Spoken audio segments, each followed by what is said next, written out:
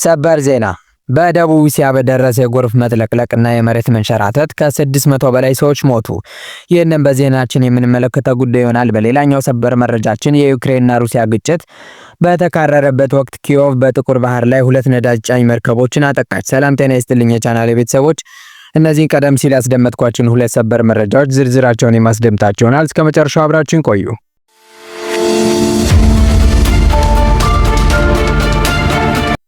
በደቡብ ምስራቅ እስያ ከ10 ዓመታት በኋላ ቀጠናውን ያጋጠመውን ከባድ ዝናብ ተከትሎ በተከሰተ ጎርፍ በመቶዎች የሚቆጠሩ ሰዎች ሲሞቱ በርካቶች ደግሞ የደረሱበት አልታወቀም።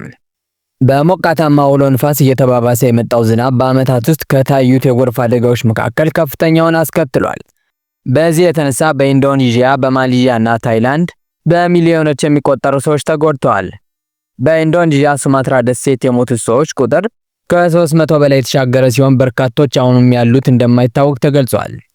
በጎርፍ ከተጎዱት አካባቢዎች ነዋሪዎችን የማውጣት ጥረቱ አሁንም የቀጠለ ሲሆን ዋና ዋና መንገዶች በጎርፍ በመወሰዳቸውና የኢንተርኔትና የመብራት አገልግሎት በከፊል በመቋረጡ ጥረቱን አስቸጋሪ አድርጎታል።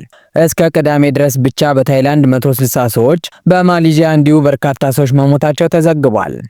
በኢንዶኔዥያ ሳይክሎን ሴኒያር የተባለ አውሎ ንፋስ የቀላቀለ ዝናብ የመሬት መንሸራተትና የጎርፍ መጥለቅለቅን አስከትሏል። በዚህም የተነሳ ቤቶች በጎርፍ ሲወሰዱ በሺዎች የሚቆጠሩ ሕንፃዎች ሰጥመዋል። በ10 ሺዎች የሚቆጠሩ ሰዎች ከቤታቸው እንዲወጡ ቢደረግም አሁንም በመቶዎች የሚቆጠሩ መውጫ አጥተው እንደሚገኙ የኢንዶኔዥያ አደጋ ኤጀንሲ አስታውቋል። የከፋ ጉዳት በደረሰበት በታፑኑሊ ከተማ ነዋሪዎች ምግብ ፍለጋ የግሮሰሪ ሱቆችን ዘርፈዋል። ፈጣንና የተቀናጀ ምላሽ ለመስጠት እንዲያስችል በሚል ጃካርታ በሱማትራ ብሔራዊ አደጋ ጊዜ አዋጅ አውጃለች። በታይላንድ ደቡባዊ ሶንግላ ግዛት የውሃ መጠን 3 ሜትር ያህል ከፍ ያለ ሲሆን ቢያንስ 145 ሰዎች ሞተዋል። ይህም በአገሪቱ በ10 ዓመታት ውስጥ ከታዩት አስከፊ ጎርፎች አንዱ ሆኖ ተመዝግቧል። በጎርፍ በተከሰቱት 10 ግዛቶች ከ160 በላይ ሰዎች መሞታቸውን መንግስት ቅዳሜ ዕለት ገልጿል። ከ3.8 ሚሊዮን በላይ ሰዎች ደግሞ ጉዳት ደርሶባቸዋል። በማሌዥያ የሟቾች ቁጥር አነስተኛ ቢሆንም የደረሰው ጉዳት ግን አስከፊ ነው።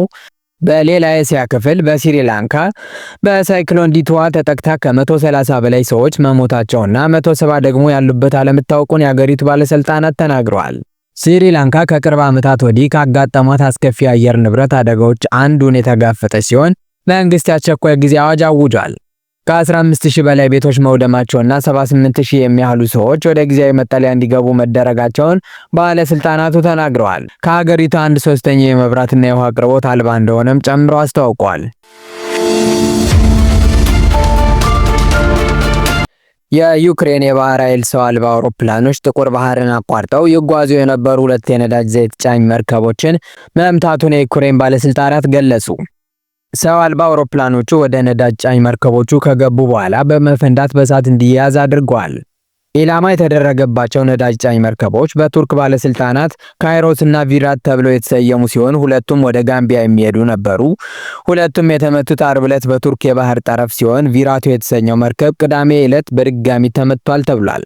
እስካሁን ድረስ በሰው ሕይወት ላይ ጉዳት ስለመድረሱ የወጣ መረጃ የለም። የሰው አልባ አውሮፕላን ጥቃቱ በዩክሬንና በሩሲያ መካከል ለሚያካሄደው ጦርነት ለሞስኮ የገንዘብ ድጋፍ ለማድረግ ወሳኝ የሆነውን የነዳጅ ዘይት ገቢ ለመጉዳት የተወሰደ እርምጃ ይመስላል።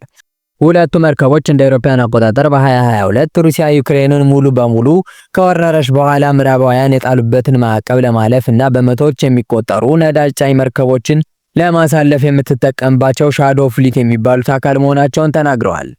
እነዚህ በሚስጥር ነዳጅ የሚያመላልሱ መርከቦች በአብዛኛው ያረጁና ነዳጅ መጫኛዎች ቦቴዎችን የሚይዙ ሲሆን ብዙዎቹ ንብረትነታቸው የማን እንደሆነና የመድን ዋስትና የቱ ኩባንያ እንደሰጣቸው ግልጽ አይደለም። ካይሮስ በጥቁር ባህር በደቡብ ምዕራብ፣ ቪራት ደግሞ በማዕከላዊ ምስራቅ አካባቢ ጥቃቱ እንደደረሰባቸው ተገልጿል። እንደ ለንደን ስቶክ ኤክስቼንጅ መረጃ መሰረት ሁለቱም ማዕቀብ በተጣለባቸው መርከቦች ዝርዝር ውስጥ የተካተቱት ናቸው። ምንጮቹ ለቢቢሲ እንደተናገሩት ዩክሬን በጥቃቱ ወቅት ሲቤቢ የተባለች ድሮን ጥቅም ላይ ያውላለች ሲሉ ገልጸዋል። እነዚህ አገሪቱ የባህር ኃይል የሚጠቀምባቸው ሰው አልባ አውሮፕላኖች የሚመረቱት በዩክሬን የጸጥታ አካላት ሲሆን ኤስቢዩ በመባል ይታወቃሉ። የቱርክ ባለስልጣናት ለመርከቦቹ ድጋፍ ማድረጋቸውን ገልጸው 2 የቱርክ ጀልባዎች በካይሮስ ላይ የተነሳውን እሳት ለማጥፋት ሲሞክሩ የሚያሳይ ምስል ይፋ አድርገዋል።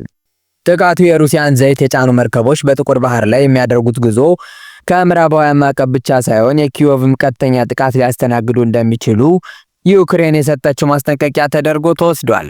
በሌላ በኩል ከካስፒያ የመጣ የነዳጅ ዘይት የሚያጓጉዝ ድርጅት በሰው አልባ ጀልባ ጥቃት ከደረሰበት በኋላ በሩሲያ ጥቁር ባህር ኖቮሮይስኪ ወደብ ላይ ነዳጅ መጫኑን ማቆም ገልጿል። የካስፒያን ፓይላን ኮንሰርቲየም ጥቃቱ ከፍተኛ ጉዳት አድርሷል ብሏል። ሩሲያና ካዛኪስታን የኩባንያው ዋና ባለድርሻዎች ናቸው። ከእነርሱ በተጨማሪ በከፊል እንደ ኤክሶን ሞቢል፣ ቼቭሮን እና ሼል ያሉ ምዕራባውያን ኩባንያዎችም ከፍተኛ ድርሻ አላቸው።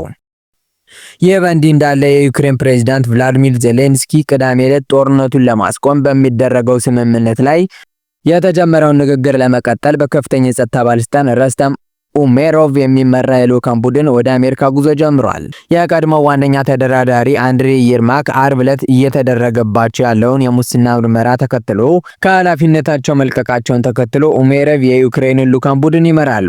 የዩክሬን ልዑካን እሁድ ዕለት በፍሎሪዳ ከአሜሪካ ባለስልጣናት ጋር እንደሚገናኙ ይጠበቃል። የአሜሪካው ፕሬዝዳንት ዶናልድ ትራምፕ ልዩ መልእክተኛ ስቲቭ ዊትኮፍ በሚቀጥለው ሳምንት ወደ ሞስኮ በማምራት ውይይት ያደርጋሉ።